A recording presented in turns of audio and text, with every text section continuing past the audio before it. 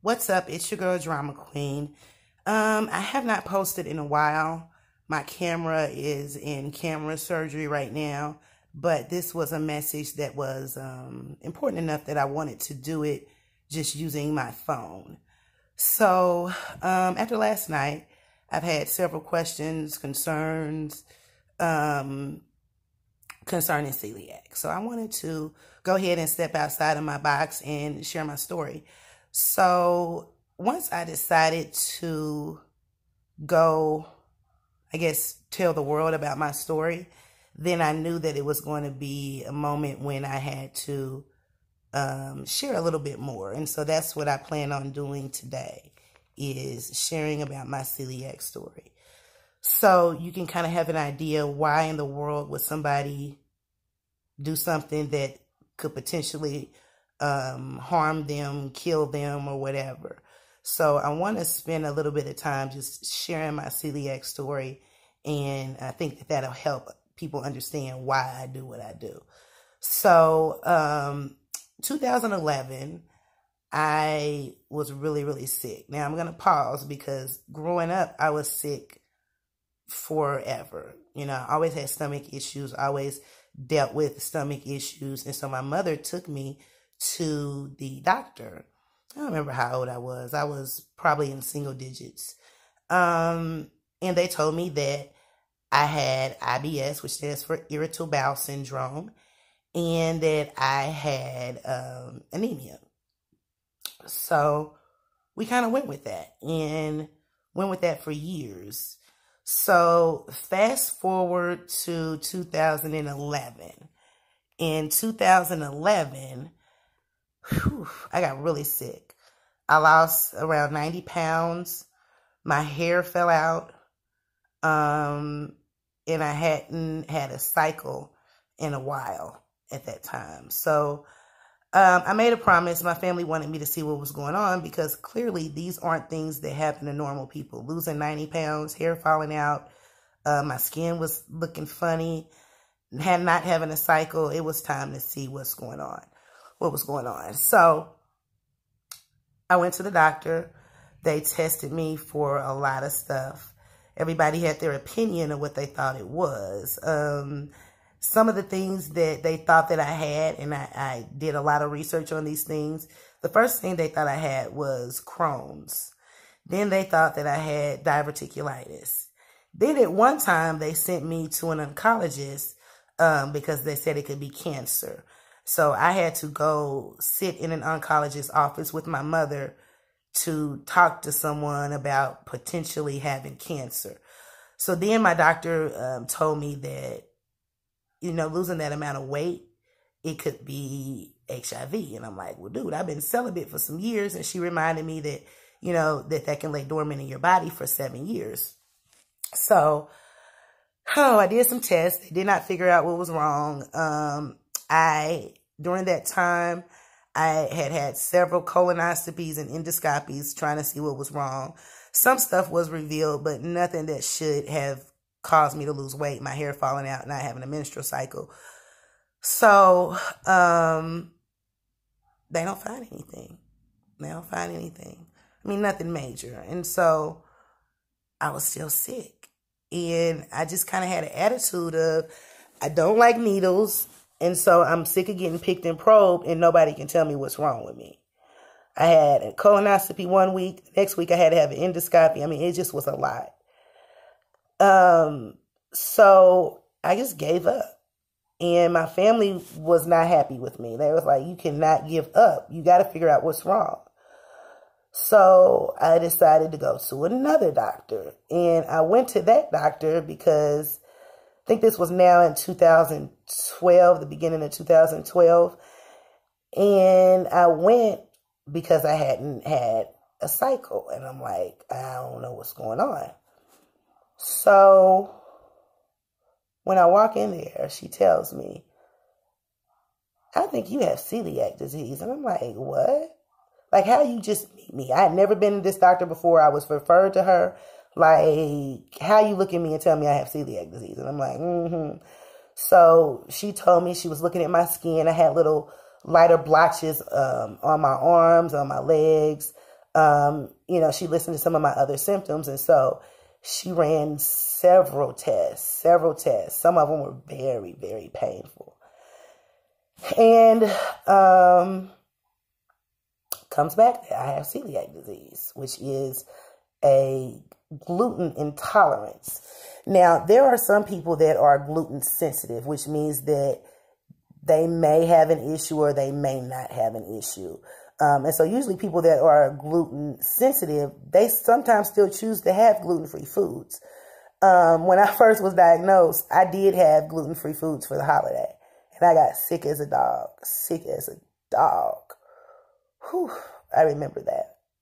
So I was diagnosed with celiac disease. And in a couple of weeks after that, I was told that I couldn't have kids.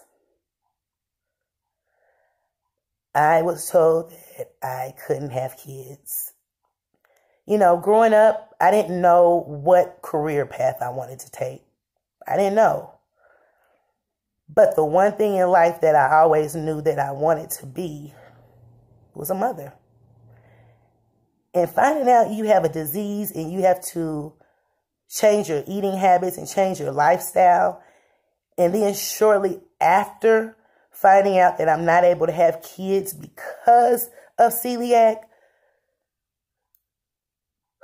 it devastated me.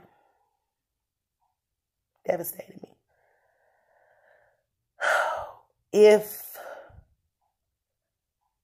celiac is left untreated, it can cause severe damage. My body can't absorb vitamins. So when I go to the doctor, I'm always severely vitamin D deficient. And that's because of celiac disease. I was told that I did not have any eggs left, just a lot of stuff, but I thought it may be possible for me to maybe use someone else's eggs and be able to have children. Well,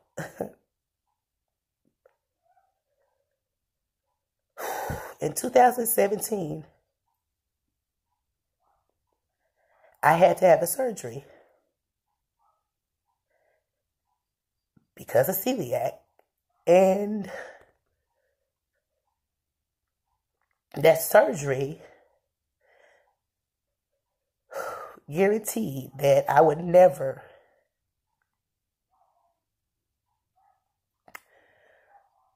be able to carry a child.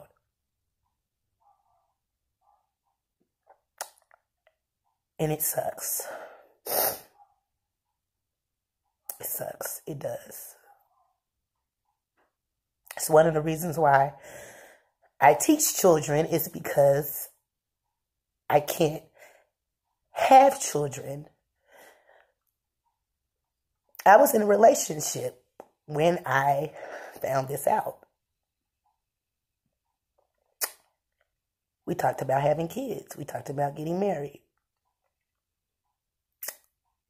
But I didn't keep my end of the bargain because I can't have kids.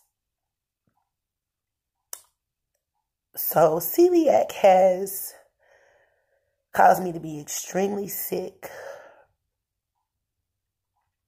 It's caused me to lose out on the one thing in life that I knew that I always wanted to be, was a mother. I wanted to feel the child inside of me. I wanted to see what the child would look like.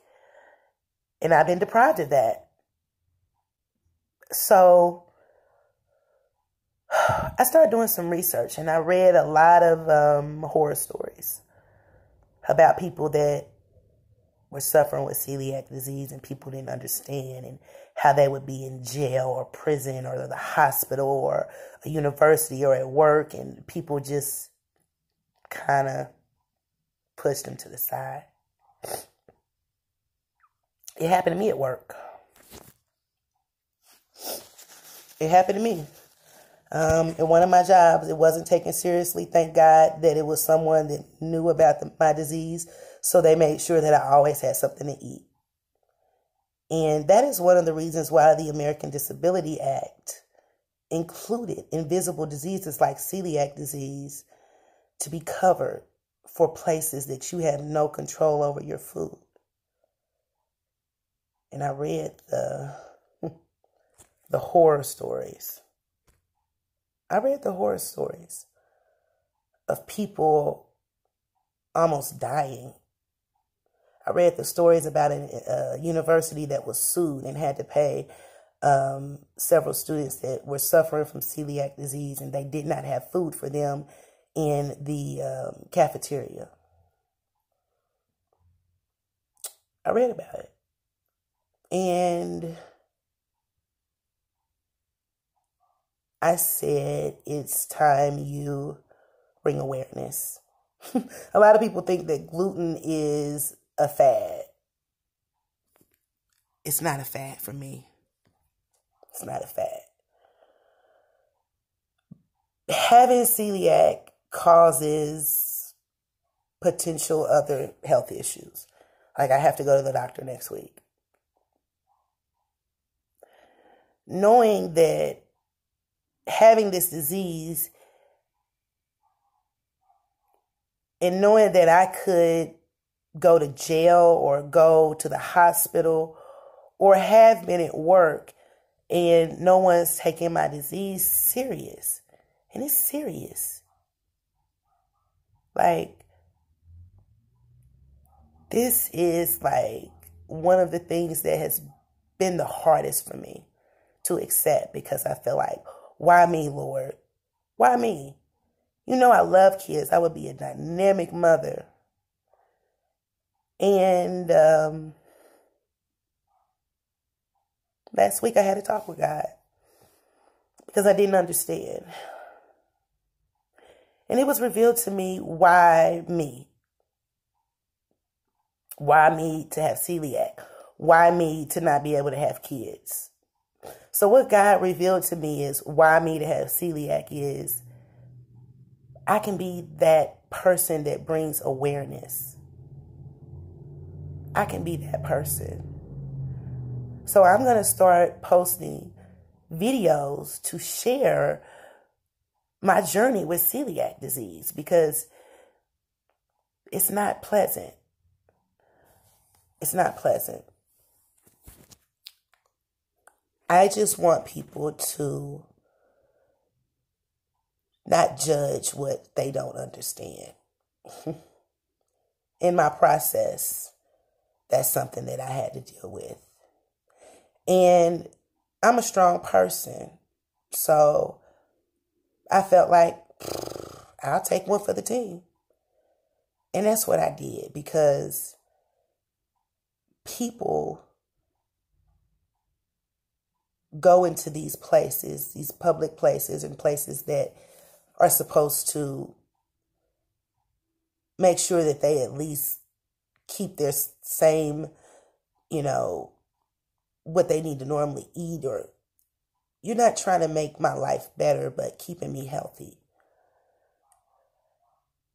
I never would have imagined that me doing this and me having celiac disease would cause such a stir.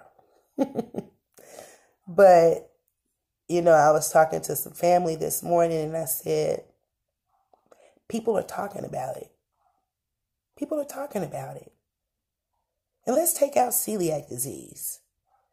Let's say if you were to go to school or you were to go to jail or work and you had diabetes, or you were allergic to, one girl was allergic to onions or was allergic to latex. In the real world, we do a good job of avoiding those things that could make us sick or kill us. No one understands, and sometimes you feel like nobody cares. Celiac is a very, very hard thing to get used to. because it's not just the gluten. Of course, I can't have anything with gluten, but it's the fact that I've been misdiagnosed for over 20 years. And now I have to live with that. It's no one's fault. I'm not blaming anyone, because this is, something that people are just kind of now, in the last 5 or 6 years, really understanding. Now when I go to places, it's funny, Domino's, they now have gluten-free pizza. Papa John's has gluten-free pizza. Pizza Hut has gluten-free pizza. Because it's starting to become more people are understanding it. I'll just say that. They're understanding that it's not something that I want to do. I love cakes and cookies and pies and bread, but he doesn't love me. So sometimes I feel like God puts us through trials and tribulations so we can be a blessing to others, so we can be a wealth of knowledge for them. I don't want anybody, my worst enemy. I don't want my worst enemy, I'm going to say it again, to be affected like I have been from celiac. I don't want it. So I hope that me doing this and having celiac, it opens your minds to really think about something that is not just a fad. Like people are saying, oh, it's just a fad or it's just a phase. It's not a fad or a phase. It's a life-changing disease that has turned my life around. Why would I not bring awareness to this? So God put this obstacle, this hurdle in my life so I can be a blessing to others and bring awareness. We can't have such a lackadaisical attitude about things that affect other people's health. Can't do that. It's not Christian-like. It's not fair. It's not just the right thing to do. So this is Drama Queen with my, guess I'll call it my Celiac Chronicles. I didn't want to share this before, but I feel like now that I'm sharing my story with the world, I need to be transparent about my celiac story. So stay tuned. I have more coming up for you.